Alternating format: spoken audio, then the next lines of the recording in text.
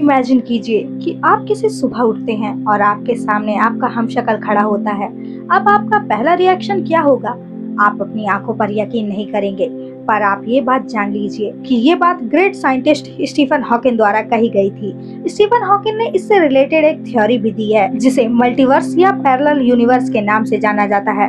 Hawkins का मानना था कि जिस तरह हमारा यूनिवर्स है, ठीक उसी तरह हमारे आसपास भी कई ऐसे यूनिवर्स मौजूद हैं जो बिल्कुल हमारी तरह ही हैं। उनकी अपनी गैलेक्सीज, ब्लैक होल और शायद अपनी सिविलाइजेशन भी है। हॉकिंग ने अपनी बात बिग बैंग थ्योरी से समझाई थी।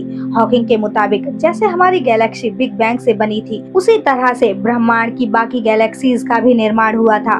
और क्योंकि ये यूनिवर्स साथ में बने हैं, इसलिए वो हमारे यूनिवर्स की तरह ही होंगे। जो वैज्ञानिक हॉकिंग की इस थ्योरी से एग्री करते हैं, उनका मानना है कि जिस तरह हमारे यूनिवर्स में धरती पर सिविलाइजेशन है, इसी तरह फिजिकल सेम होने के कारण हमारे पैरेलल यूनिवर्स में भी ऐसे प्लैनेट्स हैं जिन पर जीवन की मौजूदगी है। वैज्ञानिकों के मुताबिक एक साथ और एक ही तरीके से बनने के कारण इन यूनिवर्स में जीवन की शुरुआत बिल्कुल पृथ्वी की ही तरह हुई होगी और ठीक इसी तरह वो आगे भी बढ़े होंगे।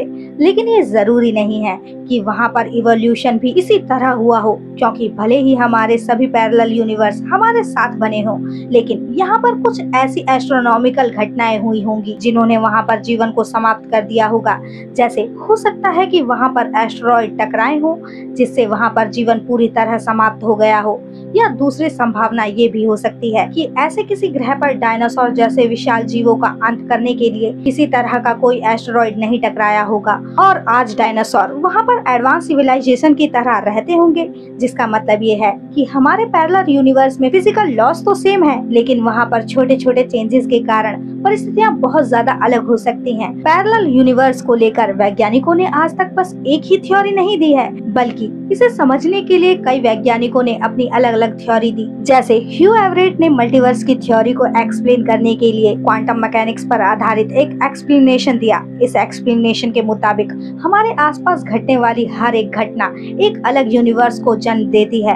आप इसे इस तरह समझिए, मान लीजिए आप इस यूनिवर्स में हमारा वीडियो देख रहे हो और पैरेलल यूनिवर्स में भी आपका हमशक्ल हमारा ही वीडियो देख रहा हो, लेकिन आप इस वीडियो को यहीं पर बंद कर देते हैं और आपके पैरेलल यूनिवर्स का आदमी इस वीडियो को बंद नहीं करता है। अब यहाँ पर ये पॉसिबिलिटीज क्रिएट होती हैं कि अब आपको इस वीडियो के बारे में कुछ भी नहीं पता, पर आपके पैरेलल यूनिवर्स में मौजूद आपके हमशक्ल ने ये वीडियो पूरा देखा है और उसे वीडियो के बारे में सब कुछ पता है। और इस वीडियो की तरह और भी कई ऐसे काम हैं जिनके कारण दोनों प्लैनेट्स पर कई सारे डिफरेंस आ जाते हैं। मतलब बहुत छोटे छोटे चेंजेस इन दोनों ग्रह पर एक बहुत बड़ा डिफरेंस क्रिएट कर देते हैं। और इसलिए हम ये नहीं कह सकते कि मल्टीवर्स में मौजूद सभी यूनिवर्स बिल्कुल हमारी यूनिवर्स की तरह ही होंगे। कुछ इसी तरह की बात नेशनल अकेडमी ऑफ साइंस के मेंबर कहते हैं कि हम भले फिजिक्स के कांस्टेंट मानकर हमारे आसपास मौजूद यूनिवर्स में जीवन की मौजूदगी को सही माने, लेकिन किसी भी प्लेनेट पर जीवन की शुरुआत के लिए सबसे जरूरी फंडामेंटल लॉस होते हैं। अगर हमारे ब्रह्मांड में इन फंडामेंटल लॉस में थोड़ा सा भी चेंज हो जाता है तो हम इंसान इस धरती से मिट जाएंगे। एग्जाम्पल के तौर पर, अगर हम इस यूनिवर्स के सभी प्रोटॉन का साइज 0.002 गुना बढ़ा दें तो ये सभी अनस्टेबल हो जाएंगे, जिससे पूरे ब्रह्मांड में मौजूद सारे के सारे एटम्स एक एक करके खत्म हो जाएंगे और हमारे ब्रह्मांड का नामो निशान मिट जाएगा। इसलिए किसी भी प्लेनेट पर जीवन के लिए इन फंडामेंटल पार्टिकल्स का कांस्टेंट होना बहुत ही जरूरी है। पर ये जरूरी नहीं है कि हमारे यूनिवर्स में फंडामेंटल पार्टिकल्स एक ही साइज या सीक्वेंस के हैं। कई वैज्ञानिक इस बात को स्ट्रिंग्स थ्योरी से भी समझते हैं। वैज्ञानिक मानते हैं कि हमारे यूनिवर्स का सबसे छोटा पार्टिकल एटम नहीं बल्कि एटम में मौजूद स्ट्रिंग होती है। ये स्ट्रिंग्स गिटार के स्ट्रिंग्स की तरह ही होती है, जिनके साइज का अंदाजा आप इस बात से लगा सकते हैं कि अगर हम एटम को यूनिवर्स जितना बड़ा कर दें तो ये स्ट्रिंग्स उसमें मौजूद एक छोटे से पेड़ के बराबर होगी। लेकिन ये छोटी स्ट्रिंग्स फिजिक्स के फंडामेंटल में बहुत ज्यादा बड़ा रोल प्ले करती है। ये स्ट्रिंग्स अलग अलग तरह के कॉम्बिनेशंस बनाकर यूनिवर्स को बनाती है और वैज्ञानिकों के मुताबिक ये स्ट्रिंग्स 10 टू की पावर 1000 कॉम्बिनेशन बना सकती है। ये कॉम्बिनेशन कितना ज्यादा है, इस बात का अंदाजा आप इसी बात से लगा सकते हैं कि हमारे पूरे यूनिवर्स में मौजूद सभी एटम की संख्या भी महज 10 टू की पावर 1000 है।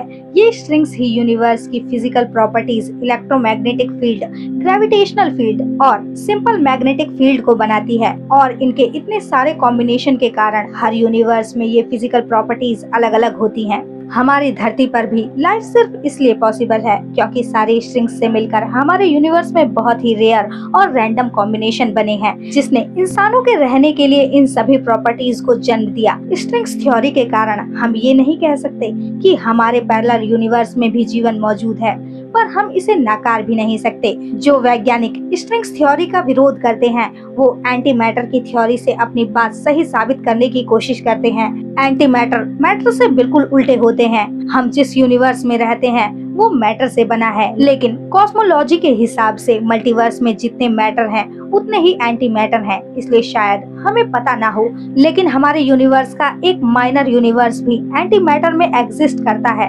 एंटी मैटर में मौजूद हर चीज मैटर के बिल्कुल अपोजिट होती है। जैसे हमारी धरती पर घड़ी राइट डायरेक्शन की ओर घूमती है, वैसे ही एंटी मैटर में ये बिल्कुल ही अपोजिट डायरेक्शन से घूमेगी। ये पैरेलल यूनिवर्स बिल्कुल हमारे यूनिवर्स की तरह ही है, लेकिन इसकी एग्जैक्ट कॉपी नहीं है। यहाँ पर इस बात की काफी ज्यादा पॉसिबिलिटीज हैं कि पैरेलल यूनिवर्स में ठीक उसी तरह की एक्टिविटीज होती हैं जिस तरह की हमारी धरती पर होती हैं, लेकिन एग्जैक्टली सेम नहीं होती हैं।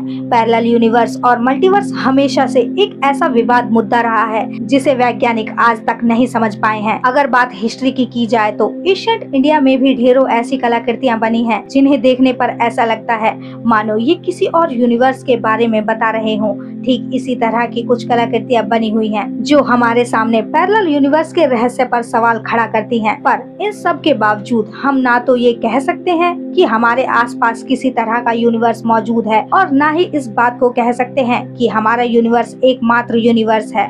तो मल्टीवर्स के बारे में आपकी क्या राय है? क्या आपका हमशक्ल सच में किसी और यूनिवर्स में मौजूद है या फिर ये बिल्कुल झूठ और बेबुनियादी है? कमेंट में आपकी राय बताएं। और अगर आज का ये वीडियो आपको अच्छा लगा हो तो वीडियो को लाइक करना ना भूलें और ऐसी ही और अमेजिंग वीडियोस के लिए हमारे चैनल का डब्बा को सब्सक्राइब करें। Thank you for watching my video.